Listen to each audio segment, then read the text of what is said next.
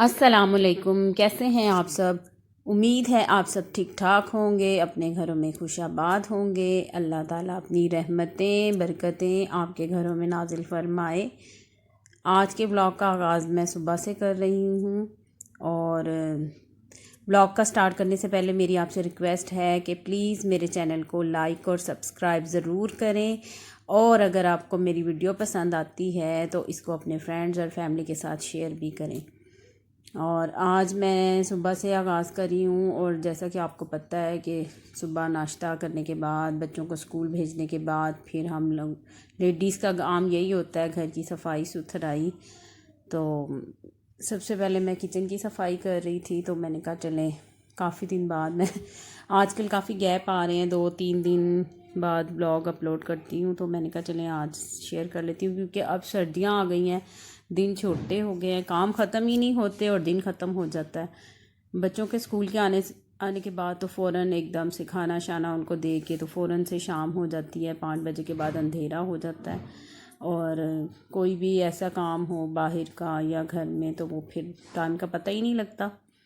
तो मैंने कहा चले मैं अपनी रूटीन आपसे शेयर करती हूँ कि मैं सुबह बच्चों को भेजने के बाद अक्सर क्या करती हूँ। कभी कभार सो जाती हूँ, कभी फिर अगर घर का कोई काम रुका हुआ हो तो फिर वो भी कर लेती हूँ। तो सफाई तो डेली होती रहती है, दिन में भी शाम में भी।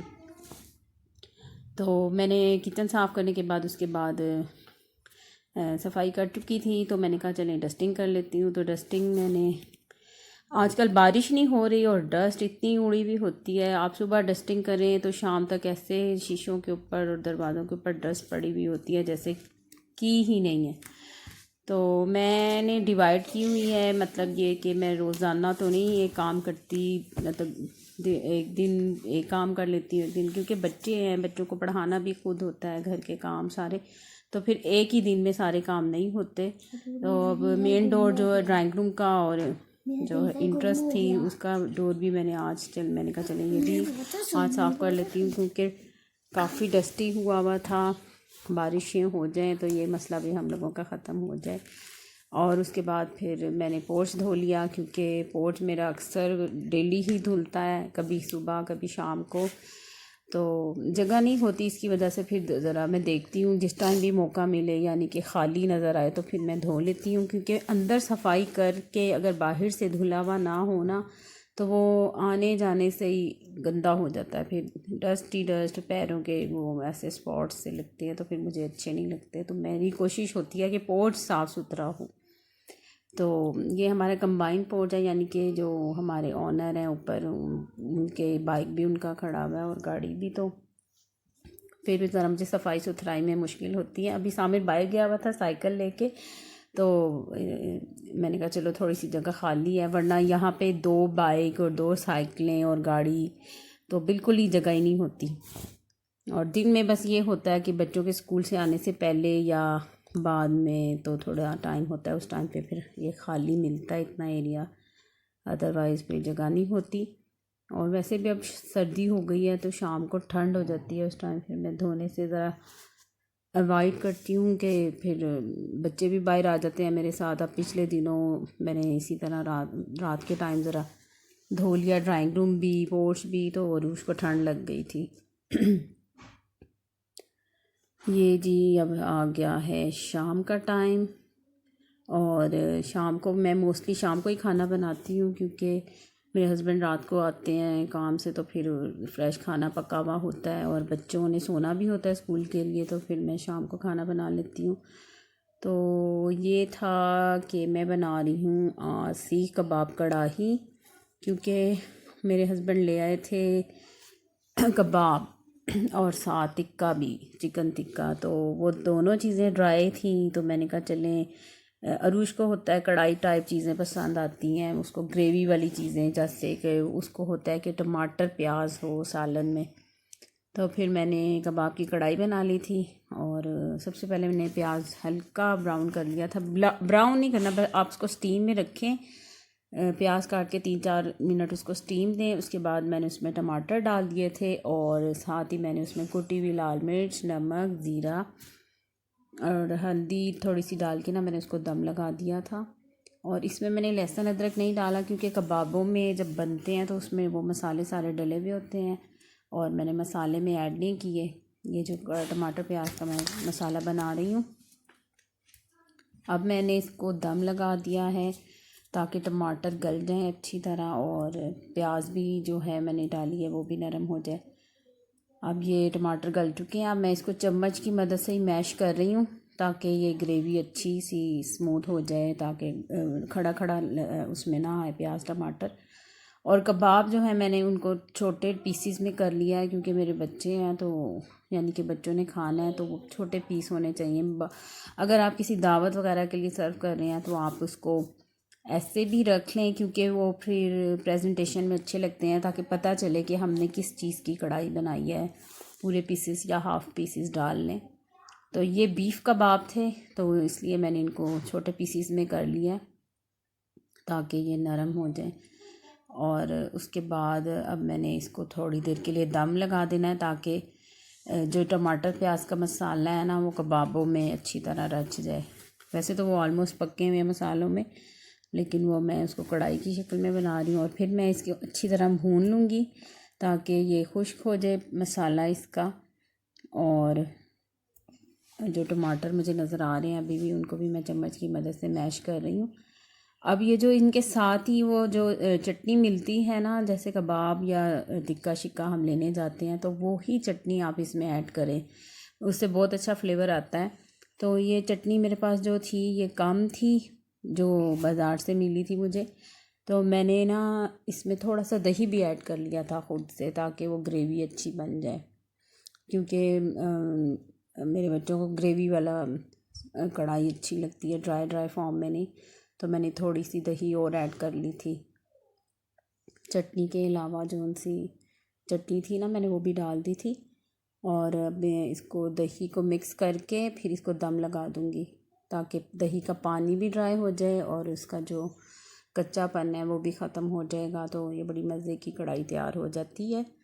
और जैसे बाज़ार में भी हम लोग अक्सर जाते हैं तो वो बना के देते हैं चिकन टिक्का कढ़ाई या कबाब कढ़ाई, तो बीफ टिक्का कढ़ाई, तो वो बड़ी अच्छी लगती है, मज़ेदार सी। मेरे अब्बू बनाया करते थे ये, तो मैं उनकी रेसिपी को फॉलो कर रही हूँ। मेरे अब्बू जैसे बनाते थे वो भी अक्सर, वैसे उनको इतना तो नहीं कुकिंग करते थे लेकिन इस तरह की चीज़ों में ना उनको शौक़ होता था। और हम लोग बड़े शौक़ से खाते थे कि आज हमारे अब्बू ने खाना बनाया तो बहुत अच्छा बना है।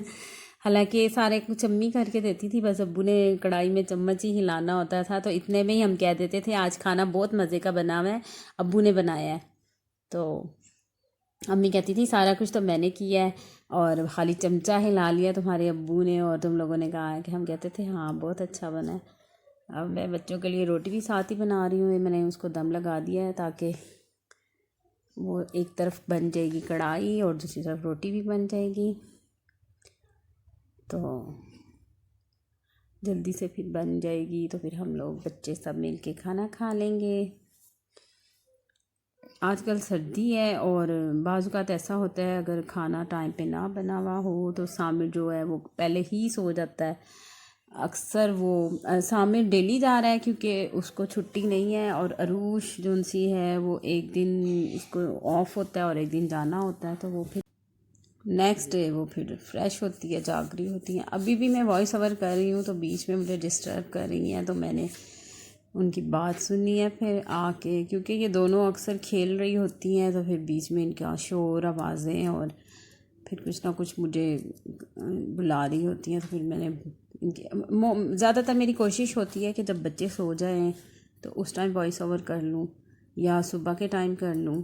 सुबह के टाइम ये होता है कि वो इंसान इतना फ्रेश नहीं होता और काम भी ज़्यादा होते हैं, तो वो उस टाइम नहीं मिलता कि हम सारा कुछ छोड़ के तो मोबाइल लेके बैठे। तो फिर रात को होता है कि चलें थोड़ा थकने के बाद बंदा अपनी कुछ और मैं और भी व्लॉग्स देखती हूँ जो मुझे पसंद है, और जो मेरी हैं व्लॉगर बर्ड और नादिया का किचन, तो उनके भी व्लॉग्स मैं रात को देख लेती हूँ और साथ अपने भी व्लॉग की वॉइस ओवर करके जो एडिटिंग करनी होती है वो कर लेती हूँ फिर इस टाइम पे। लेकिन सन्नाटा काफ़ी हो जाता है रात को, पहले गर्मियों में तो होता था, इतना महसूस नहीं होता था, लेकिन अब सर्दियाँ शुरू हो गई हैं तो वो ऐसे लगता है जैसे बहुत ज़्यादा रात हो गई है। अभी 11 बजे का टाइम है, मैं जब वॉइस ओवर कर रही हूँ तो सामिर भी सो चुका है, मेरे हस्बैंड भी सो रहे हैं, और ये अरूश और अनाया जो उनसी है ना, ये शाम को सो चुकी हैं और अब ये उठ गई हैं। और थोड़ा लेट होके, यानी कि थोड़ा मैं इनके साथ लेटूंगी लाइट्स ऑफ करके, तो फिर ये सोएंगी, वरना ये तो अनाया नहीं सोती मेरे बगैर जब तक मैं इसके साथ ना लेटूं।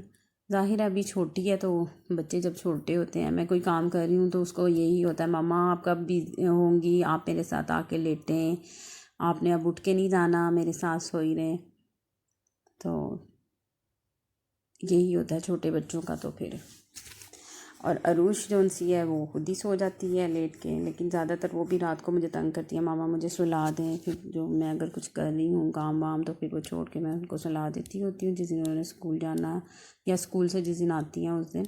वैसे रूटीन नहीं सेट हो रही बच्चों की, जैसे एक दिन जाना एक दिन आना। सामिर की तो हो गई है सेट, क्योंकि वो डेली जाता है, उसको सैटरडे और संडे ऑफ होता है, फ्राइडे तक वो जाता है डेली, मंडे से फ्राइडे। तो वो तो अपने टाइम पे सो जाता है, यानी कि 9 साढ़े 9 बजे वो सो जाता है। और इनके लिए थोड़ा सा मुझे नेक्स्ट डे मैं इनको कहती हूँ आप अपने टाइम पे उठ जाएं, ताकि आप रात को जल्दी सो जाएं और अगले दिन फिर से फ्रेश उठ के स्कूल चली जाएं। लेकिन अभी छोटी हैं, फिर वो नहीं, उनकी अभी रूटीन इतनी सेट हो रही। चलें कोशिश करते हैं, अब क्या मंडे से पता चलेगा। अच्छा जी, अब आ जाते हैं, जो मैंने कढ़ाई बनाई है आप लोग भी ट्राई कीजिएगा, आपको भी ज़रूर पसंद आएगी। और अरुष को तो बहुत पसंद आई है इस तरह की चीज़ें। तो मैंने साथ साथ रोटी भी बना ली है। मैं ज़्यादातर इसको नान पसंद होता है इन चीज़ों के साथ, लेकिन वो मैंने कहा चलो आटा पड़ा हुआ है, फिर वो एक दिन पुराना हो जाए आटा तो फिर उसकी रोटी नहीं अच्छी बनती। तो मेरी कोशिश होती है कि उसी दिन फिर मैं ना उसको यूज़ कर लूँ, नेक्स्ट डे के लिए ना रखूँ। और अब हम खाना खाने लगे हैं सब मिल के, बच्चे भी हस्बैंड भी। ये वो ले आए थे चिकन टिक्का, और कबाब की तो मैंने कढ़ाई बना ली थी, क्योंकि फिर ड्राई चीज़ें तीनों हो जाती तो फिर अच्छा नहीं। और यहीं तक था मेरा आज का व्लॉग, और आप लोगों को ज़रूर पसंद आया होगा। और अगर आपको मेरा व्लॉग पसंद आया है तो इसको ज़रूर शेयर करें, और अपने फ्रेंड्स एंड फैमिली के साथ, और मेरे चैनल को लाइक एंड सब्सक्राइब करें। और नेक्स्ट डे के लिए, नेक्स्ट व्लॉग के लिए आपसे मैं इजाज़त चाहूँगी, और अल्लाह हाफिज़।